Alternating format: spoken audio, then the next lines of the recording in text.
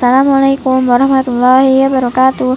Hai, perkenalkan nama saya Salma Salsabila Dega Putri, Prodi Perbankan Syariah dengan NIM 222100322.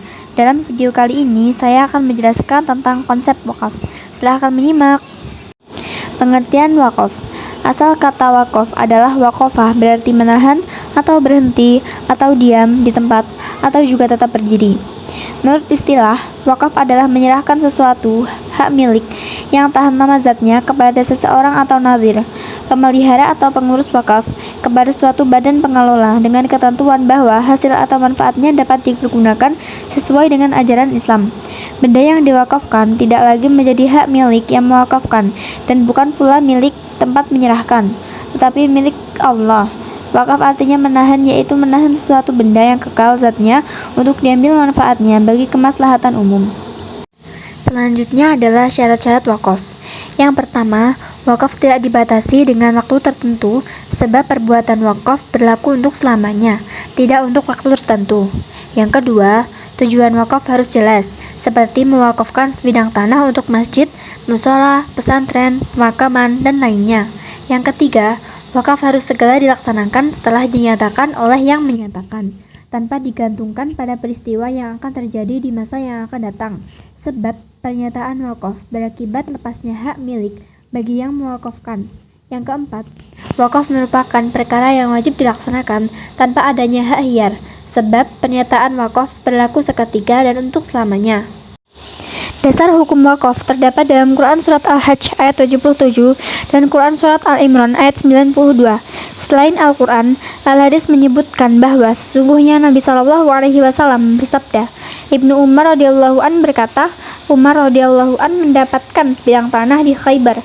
Lalu ia menghadap Nabi SAW untuk meminta petunjuk dalam mengurusnya.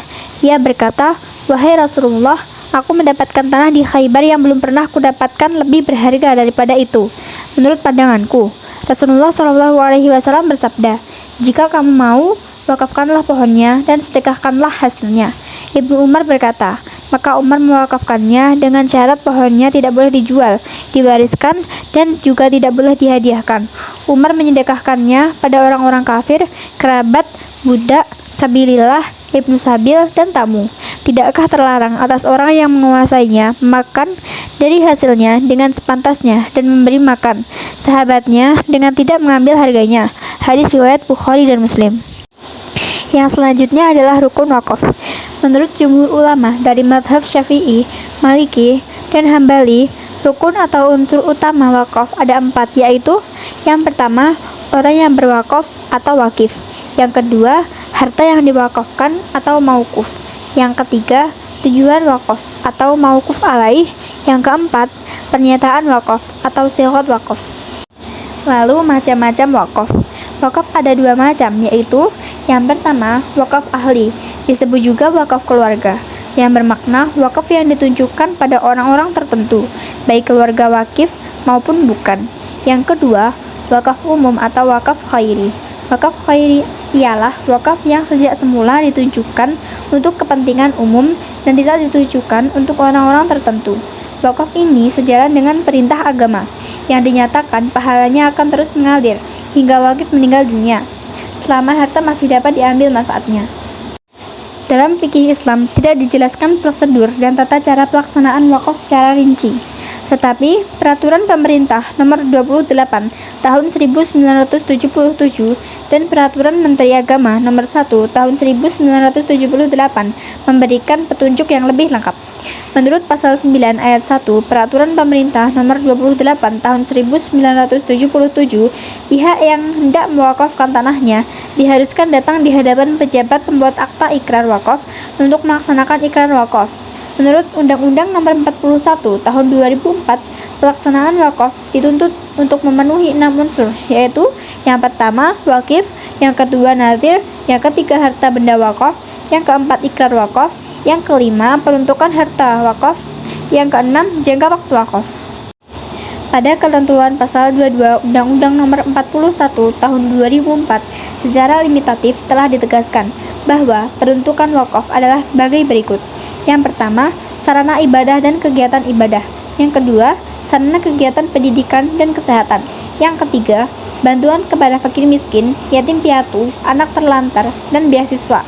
Yang keempat, kemajuan dan peningkatan ekonomi umat. Yang kelima, kemajuan dan kesejahteraan umum lainnya yang tidak bertentangan dengan syariah dan peraturan perundang-undangan. Selanjutnya adalah manfaat wakaf. Wakaf merupakan ibadah yang tergolong pada perbuatan sunnah. Manfaat wakaf dalam kehidupan dapat dilihat dari segi hikmahnya. Antara lain, yang pertama, harta benda yang diwakafkan dapat terpelihara dan terjamin kelangsungannya. Tidak perlu khawatir barangnya hilang atau dipindahkan, karena pada prinsipnya, barang wakaf tidak boleh ditasarrufkan, apakah itu dalam bentuk dijual, dihibahkan, atau diwariskan. Yang kedua, pahala dan keuntungan bagi si wakif akan tetap mengalir, walaupun wakif telah meninggal, selagi benda wakaf itu masih ada dan masih bisa dimanfaatkan. Yang ketiga, wakaf merupakan salah satu sumber dana yang sangat penting manfaatnya bagi kehidupan dan umat.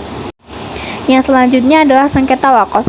Pelaksanaan pewakafan tanah di masyarakat lebih banyak berbasis syariat Islam. Maka dalam politik hukum nasional menggariskan bahwa badan peradilan yang berwenang untuk menyelesaikan perselisihan-perselisihan yang terjadi di dalamnya merupakan wewenang kompetisi peradilan agama.